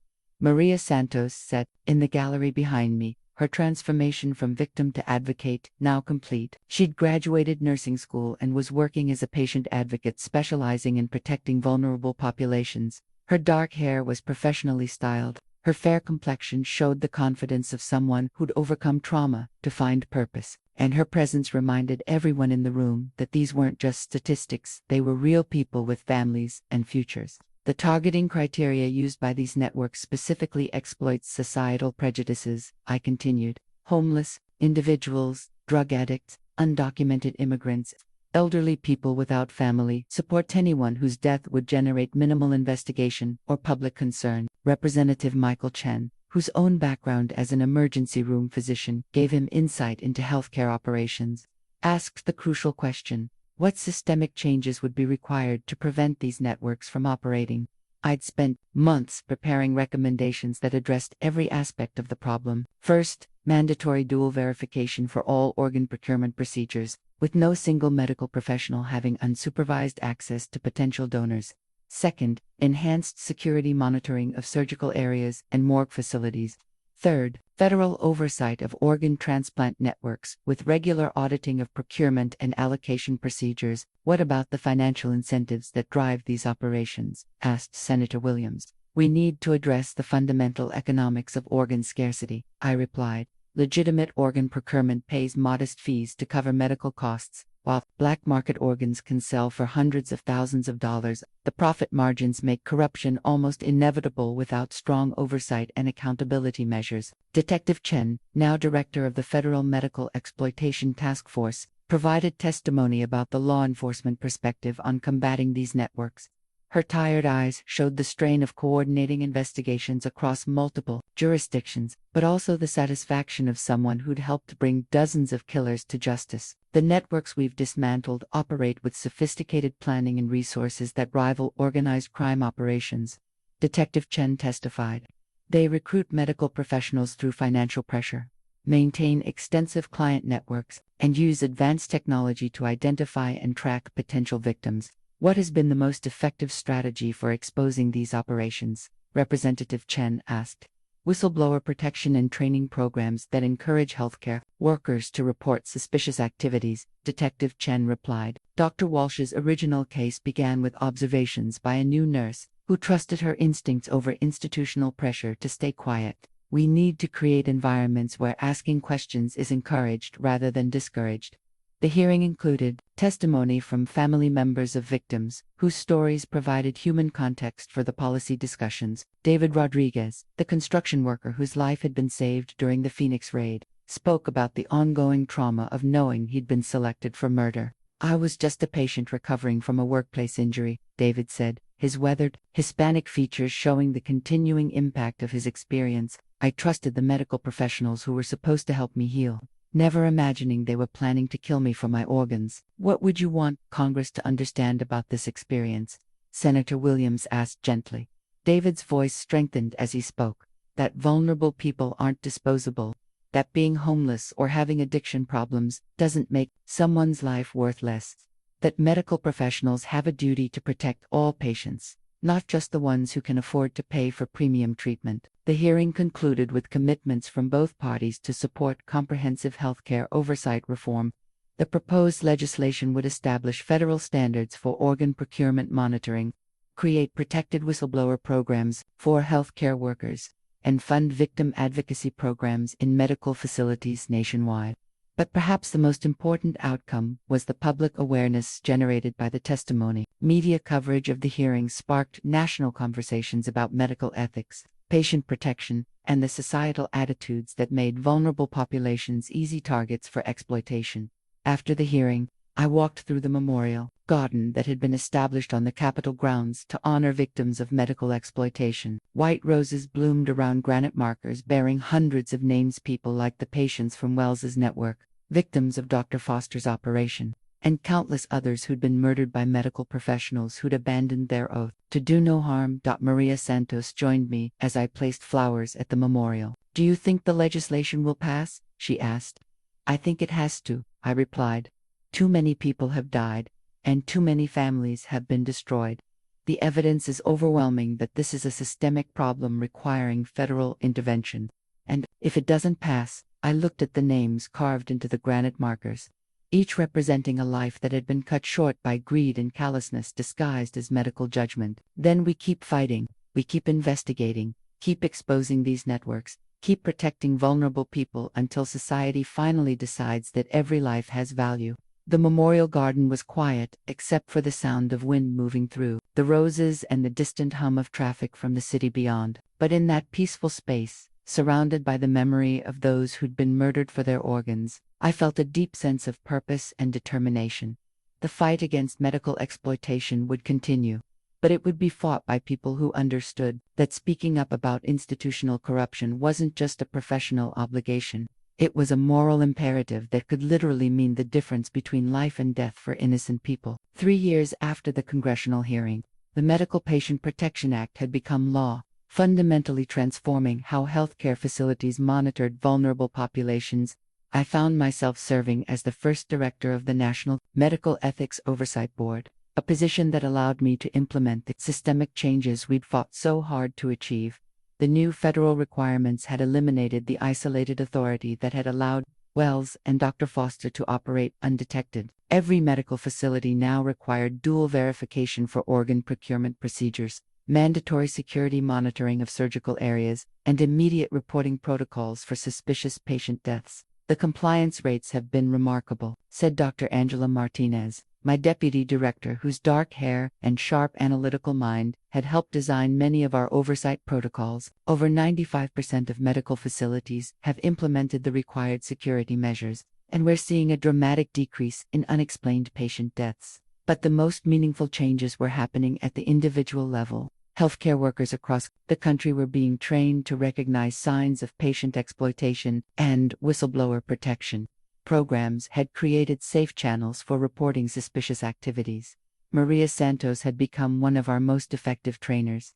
using her experience as both victim and survivor to educate medical professionals about the vulnerability factors that made certain patients targets for exploitation. The key is understanding that addiction, homelessness, and mental illness don't make someone less deserving of protection. Maria told a group of nursing students at Johns Hopkins. Her fair complexion showed the healthy glow of someone who'd found her calling, and her voice carried the authority of lived experience. These conditions make people more vulnerable, which means they need more protection, not less. Detective Chen's federal task force had expanded to include investigators in all 50 states, creating a coordinated response to medical exploitation that had been impossible before the legislation passed. Her tired blue eyes now showed satisfaction, rather than frustration, as she described the impact of federal oversight. We've documented a 70% reduction in suspected organ trafficking cases since the new protocols were implemented, Detective Chen reported during our quarterly review meeting. More importantly, we're seeing proactive reporting from healthcare workers who notice suspicious patterns before victims are harmed. The success stories were encouraging, but I knew that predators would continue to find new ways to exploit vulnerable populations. The legislation had closed many loopholes, but vigilance would always be required to protect people who couldn't protect themselves. Marcus Freeman had been promoted to director of the National Healthcare Security Institute, where he developed training programs for security personnel at medical facilities nationwide. His stocky frame now carried the confidence of someone whose early vigilance had helped expose institutional corruption. Security isn't just about preventing theft or violence, Marcus explained to new trainees. It's about creating an environment where patients feel safe and staff members feel empowered to report concerns without fear of retaliation. The memorial gardens had expanded to dozens of cities, creating spaces where families could honor loved ones who'd been victims of medical exploitation. The white roses that marked each location served as reminders of lives lost and motivation for continued vigilance. I visited the original memorial garden at Riverside County Hospital regularly, finding peace among the roses and granite markers that honored Wells's victims. The garden had grown more beautiful over the years, but the names carved in stone never let me forget why the work mattered. Dr. Holloway had been released from prison after serving 12 years of his sentence. His cooperation with ongoing investigations and genuine remorse had earned him early parole, but he would never practice medicine again. Instead, he worked with addiction counselors, using his experience to help other professionals recognize how financial pressure could lead to moral compromise. I tell them that the first ethical violation makes the second one easier, Dr. Holloway said during one of our conversations. His weathered face showed the weight of guilt that would never fully leave him, but also a determination to prevent others from making his mistakes. By the time you realize how far you've fallen, it feels impossible to climb back up. His words had become part of our ethics training curriculum, a reminder that institutional corruption often began with small compromises that gradually escalated into major crimes. The legislation had created safeguards against systematic exploitation, but individual moral courage remained the first line of defense against those who would prey on vulnerable patients. 7 years after my first night shift at Riverside County Hospital, I received a call that brought my career full circle. A young nurse named Sarah Kim had contacted our federal hotline with concerns about suspicious patient deaths at Memorial Healthcare in Atlanta, the same kind of observations that had started my investigation of Wells's network. Dr. Walsh. Sarah's voice was nervous but determined as we spoke over a secure phone line. I know this sounds crazy, but I think my supervisor might be killing patients. The death rates in our unit are 3 times higher than the hospital average, and she always handles the cases personally.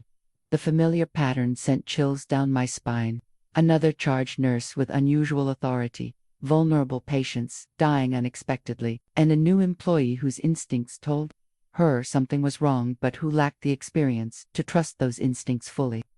Sarah, I said gently, nothing you're telling me sounds crazy. You're describing exactly the kind of warning signs we've trained healthcare workers to recognize. Tell me more about what you've observed. Over the next hour, Sarah Kim detailed observations that mirrored my own experience with Wells. Expensive, lifestyle inconsistent with a nurse's salary, patients arriving conscious but dying within hours of special protocols, and administrative pressure to avoid asking questions about unusual death rates. The difference this time, I told Maria Santos as we prepared to travel to Atlanta, is that Sarah has federal backup from the beginning. She won't have to face this alone like I did. Maria's transformation from victim to advocate was complete. She now served as my deputy at the National Medical Ethics Oversight Board, using her nursing degree and lived experience to protect other vulnerable patients. Her dark hair was styled professionally, and her fair complexion showed the confidence of someone who'd found her calling. What's our approach? Maria asked as we reviewed the Atlanta case files. Full federal response, I replied. FBI surveillance, coordinated investigation with local authorities, and immediate protection for Sarah and any potential victims. We're not taking chances with another network. The Atlanta investigation moved quickly because of the infrastructure we'd built over the past 7 years. Federal agents established surveillance within 48 hours. Sarah was equipped with recording devices and protection, and potential victims were quietly moved to secure locations before they could be harmed. The perpetrator this time was charge nurse Rebecca Torres, a woman whose pale blonde hair and cold demeanor reminded me uncomfortably of Wells, but Torres's operation was more sophisticated. Using electronic medical records to identify victims and coordinating with corrupt administrators who provided institutional cover, Torres learned from the mistakes that brought down previous networks, Detective Chen explained during our briefing. She's more careful about victim selection, more discreet about financial transactions, and has better political protection. But Torres hadn't anticipated the federal oversight systems that were now monitoring healthcare facilities for exactly the kind of patterns she was creating. Automated algorithms flagged unusual death rates, financial auditing identified unexplained income, and Sarah Kim's reports triggered immediate federal response. The beautiful thing, said FBI agent Jennifer Park, whose Asian features showed the satisfaction of someone whose work prevented violence rather than just solving it afterward, is that we can stop this before anyone dies. The old days of investigating after discovering bodies are over. Sarah Kim proved to be as courageous as she was observant. Her recordings captured Torres planning victim selections, describing organ procurement procedures, and threatening staff members who asked too many questions. The evidence was overwhelming and conclusive. Dr. Walsh, Sarah said during one of our debriefings, I keep thinking about how many people might have died if I hadn't trusted my instincts and called the hotline. That's exactly why we created these systems, I replied. Your observations and courage prevented Torres from killing anyone. That's the goal, stopping the predators before they can create victims. The Atlanta arrests happened simultaneously, across multiple locations, preventing Torres and her network from destroying evidence or eliminating witnesses, unlike the chaotic confrontations that had characterized earlier cases. This operation proceeded with methodical precision that reflected years of experience fighting medical exploitation. Torres was convicted within 18 months and sentenced to life without parole. Her network included administrators, security personnel, and even some physicians who'd been recruited through financial pressure or blackmail. The federal investigation exposed corruption that extended to hospital board members and local government officials. The Atlanta case represents a new phase in our fight against medical exploitation. I told a conference of healthcare administrators, we've moved from reactive investigation to proactive prevention. Networks like Torres's can't establish themselves anymore because the oversight systems detect their activities immediately. But the most important outcome was that Sarah Kim decided to join our federal oversight team. Her experience as a frontline healthcare worker who'd successfully exposed institutional corruption made her invaluable for training other medical professionals to recognize and report suspicious activities. Every hospital needs someone like Sarah, Maria observed as we watched our newest team member conduct her first training session. Someone who's willing to ask uncomfortable questions and trust their observations over institutional pressure to stay quiet. The cycle was continuing, but now it was a cycle of protection rather than exploitation. Healthcare workers were being trained to recognize warning signs, systems were in place to investigate concerns immediately, and predators were being stopped before they could harm vulnerable patients. 7 years after my first encounter with Wells's network, the mission remained the same. Protecting those who couldn't protect themselves and ensuring that medical professionals remembered their oath to do no harm. 10 years after that first night shift changed my life forever. I found myself returning to Riverside County Hospital for a ceremony that would have seemed impossible during those dark days when Wells was hunting vulnerable patients in Wing C. The hospital was dedicating a new patient advocacy center, a state-of-the-art facility designed to protect vulnerable populations and prevent the kind of systematic exploitation that had claimed 15 lives under Wells's operation. The center bore my name, an honor that felt both humbling and heavy with responsibility. Dr. Walsh, said Dr. Patricia Williams, the hospital's new chief medical officer, whose silver hair and warm smile represented the ethical leadership the facility desperately needed. This center embodies everything we've learned about protecting patients who can't protect themselves. The Jenny Walsh Patient Advocacy Center featured advanced monitoring systems, dedicated staff, trained in exploitation recognition, and direct federal oversight connections that made institutional cover-ups virtually impossible. But more importantly, it represented a fundamental shift in hospital culture from bureaucratic efficiency to patient protection. Maria Santos stood beside me as we toured the facility. Her transformation from victim to national advocate now complete, she served as the center's director of vulnerable population services, using her nursing degree and lived experience to train staff throughout the healthcare system. This is where Wells used to conduct her victim selection meetings, Maria said, as we entered what was now a bright, welcoming consultation room. Her fair complexion showed the peace of someone who'd transformed trauma into purpose. Now it's where patients receive advocacy services and protection. The contrast was profound.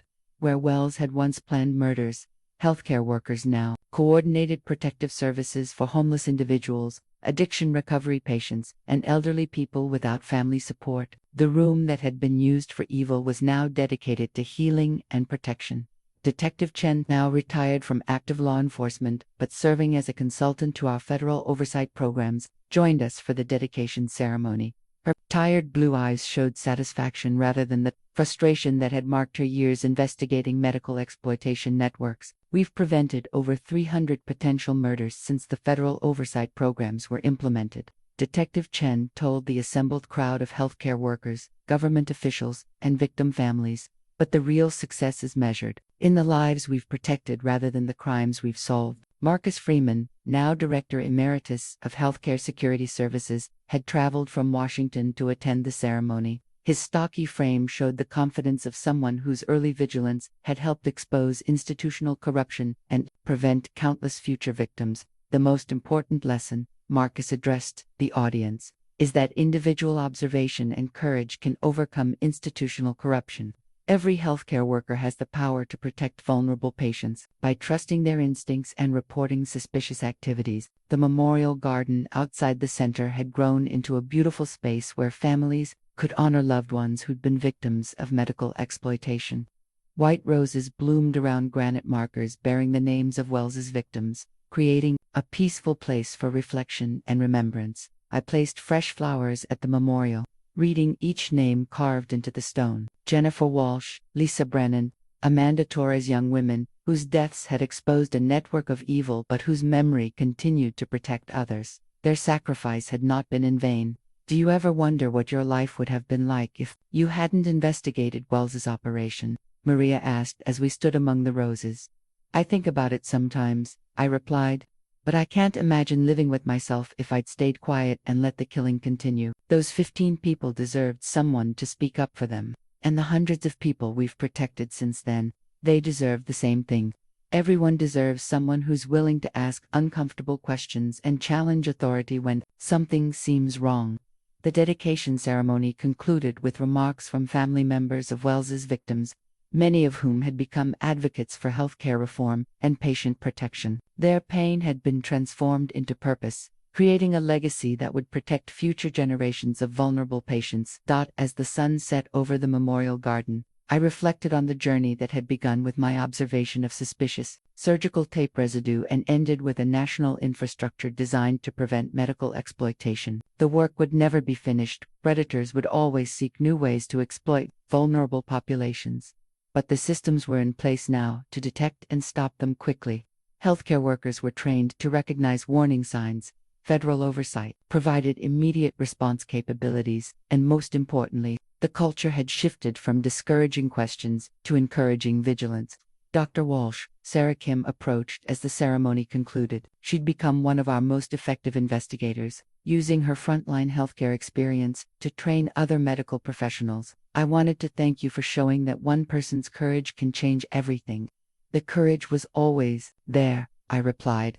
In you, in Maria, in Marcus, in Detective Chen, in every healthcare worker who chooses to protect patients rather than protect institutions. The system just needed to support that courage, instead of suppressing it. The Patient Advocacy Center would train thousands of healthcare workers over the coming years, creating a network of protection that extended throughout the medical system. But the foundation remained the same principle that had guided my investigation of Wells's operation: trusting observations over authority, asking questions when something seems wrong, and never forgetting that vulnerable patients depend on medical professionals to protect them from those who would do them harm. As I walked through the hospital corridors one final time, I felt a deep sense of completion.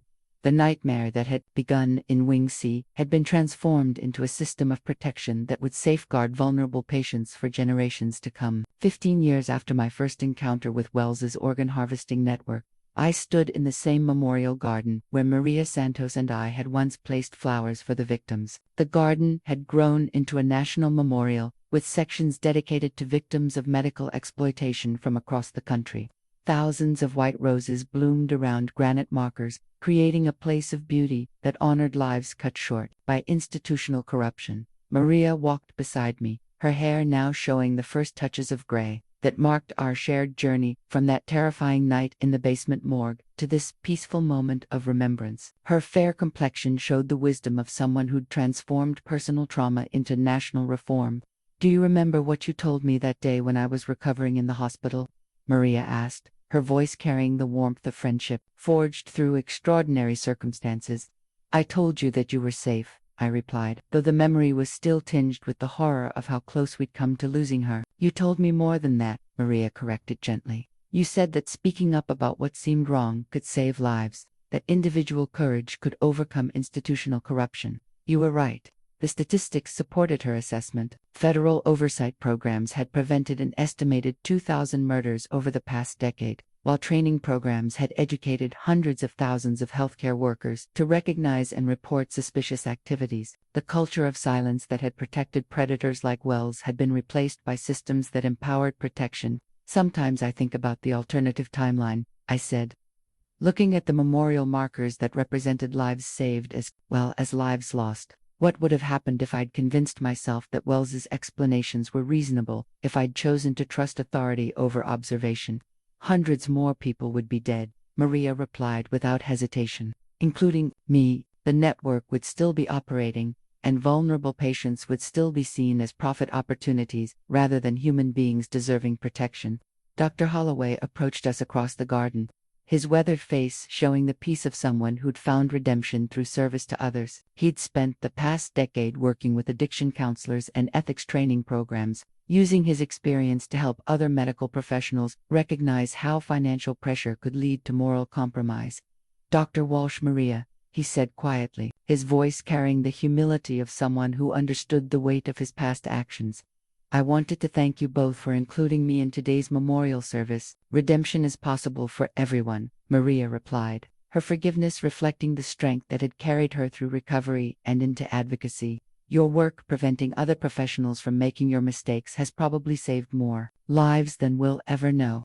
Dr. Holloway had become one of our most effective speakers, using his story to illustrate how institutional pressure and personal problems could corrupt even well-meaning medical professionals. His testimony had helped design safeguards that addressed the financial and psychological pressures that made healthcare workers vulnerable to recruitment by exploitation networks. Detective Chen joined our small group, her retirement from active law enforcement having led to a second career as a consultant and trainer for healthcare security programs. Her tired blue eyes now showed contentment rather than the driven urgency that had marked her years investigating medical exploitation. The latest federal statistics show a 90% reduction in suspected organ trafficking cases since the oversight programs were fully implemented, Detective Chen reported. "More importantly, we're seeing proactive protection of vulnerable populations rather than reactive investigation of crimes already committed." The transformation was remarkable, but I knew that vigilance would always be required. Predators would continue to evolve their methods, and new forms of exploitation would emerge as technology and healthcare delivery systems changed. "What concerns me," I said, "is complacency.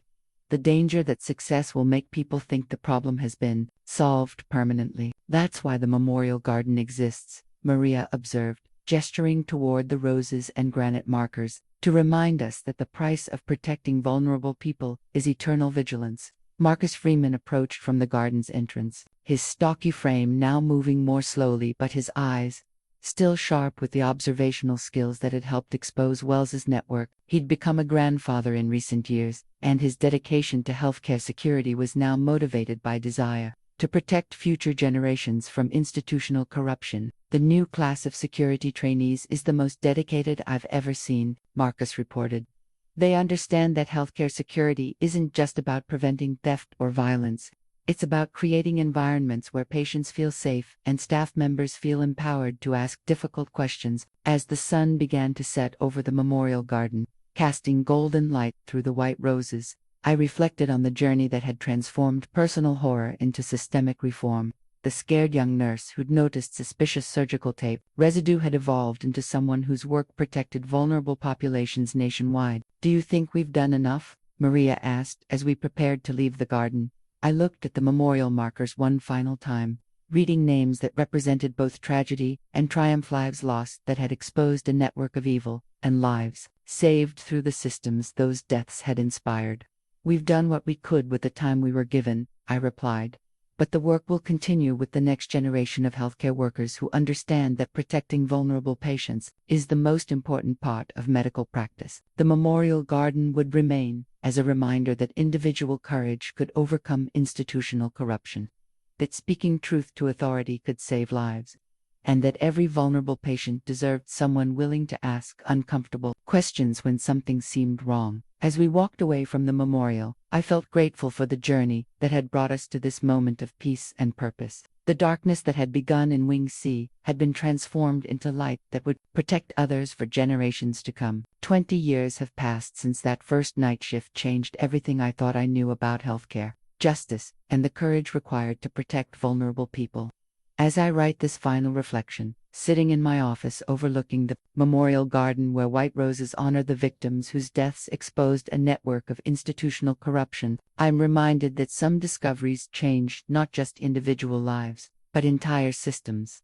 The young nurse who noticed suspicious surgical tape residue and trusted her instincts over institutional authority could never have imagined that her observations would lead to federal legislation, national oversight programs, and a fundamental transformation in how healthcare facilities protect vulnerable populations. Today, the medical professionals I train understand that patient advocacy isn't just part of their job, it's the heart of their calling. They know that addiction, homelessness, mental illness, and poverty don't make someone less deserving of protection, but rather more in need of vigilant care. The most important lesson I tell each new class of healthcare workers is that vulnerable patients depend on your willingness to ask uncomfortable questions when something seems wrong. Your observations and courage might be the only thing standing between a predator and their next victim. Maria Santos continues her work as Director of Vulnerable Population Services, but she's also become a national symbol of survival and transformation. Her journey from victim to advocate inspires thousands of people who've experienced trauma to find purpose in protecting others. Every person we protect validates the suffering of those who came before, Maria tells the groups she addresses. The victims of Wells's network didn't die in vain. If their deaths prevent future murders, the federal oversight systems we fought to establish have prevented an estimated 3,000 murders over the past 2 decades. While training programs have educated over 1 million healthcare workers to recognize signs of patient exploitation, the culture of silence that once protected institutional corruption has been replaced by systems that reward vigilance and courage. Detective Chen's law enforcement innovations have been adopted by agencies worldwide, creating international cooperation against medical exploitation networks. Her tired blue eyes now show satisfaction rather than frustration as she describes the global impact of reforms that began with one nurse's willingness to investigate suspicious activities. Marcus Freeman's security protocols have become the standard for healthcare facilities nationwide, creating environments where patients feel protected and staff members feel empowered to report concerns without fear of retaliation. Security isn't just about cameras and access controls, Marcus explains to new trainees. It's about creating a culture where everyone understands their responsibility to protect vulnerable people. Dr. Holloway's redemption story has become a crucial part of ethics training programs, illustrating how financial pressure and personal problems can corrupt even well-meaning professionals, but also demonstrating that redemption is possible for those willing to acknowledge their mistakes and work to prevent others from repeating them. The memorial gardens in dozens of cities continue to honor victims while inspiring continued vigilance. The white roses that mark each location serve as beautiful reminders that beauty can grow from tragedy when individuals choose courage over complacency. But perhaps the most meaningful change is in the thousands of healthcare workers who now understand that their primary obligation is to protect patients rather than protect institutions. They know that asking questions about suspicious activities isn't disloyalty, it's the highest expression of medical ethics. The story that began with Walsh's organ harvesting network has become a legacy of protection that extends far beyond any individual case. It demonstrates that one person's decision to trust their observations over authority can create ripple effects that save countless lives. The work is never finished. I remind myself, as I review reports of new cases where healthcare workers have prevented exploitation by recognizing warning signs and reporting concerns immediately. Predators will always exist, which means protectors must always be vigilant. But the systems are in place now to support that vigilance. Healthcare workers know they have federal backing when they report suspicious activities. Vulnerable patients have advocates dedicated to their protection, and institutional corruption faces immediate investigation rather than bureaucratic cover-up. As I walk through the memorial garden each morning before starting my day, I'm reminded that the white roses growing around those granite markers represent both loss and hope. Loss for the victims whose deaths expose the network, but hope for the thousands of people who've been protected by the systems their sacrifice inspired. The dead do speak if we're willing to listen. They speak through the evidence they leave behind, through the patterns their deaths reveal, and through the moral obligation their suffering creates for those of us who survive to seek justice. Wells's victims spoke through scratch marks in a morgue drawer, through surgical tape residue that didn't match official records, through a timeline that revealed living patients being prepared for organ harvest. Their testimony led to justice and systemic reform that protects vulnerable people nationwide. The lesson of that first night shift remains as relevant today as it was 20 years ago. Individual courage to investigate and expose institutional corruption can literally mean the difference between life and death for innocent people. When something seems wrong, when authority discourages questions, when vulnerable people appear to be at risk, that's exactly when someone needs to speak up. The memorial garden is quiet in the early morning light, with only the sound of wind moving through the roses and the distant hum of a city awakening to another day.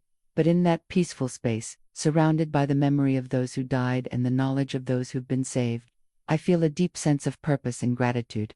Some discoveries change everything. This was one of them.